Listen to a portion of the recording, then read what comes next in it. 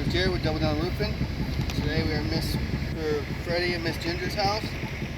We're going to be attempting a repair on the shingle you guys have identified in your letter. You can see this is a damaged shingle. And attempting this repair, I'm going to have to lift this shingle, this shingle, this shingle, then this shingle. And in doing so, I believe that with how brittle these shingles are, I believe that we're going to tear and damage these shingles around. So, with that said, let's get right into it.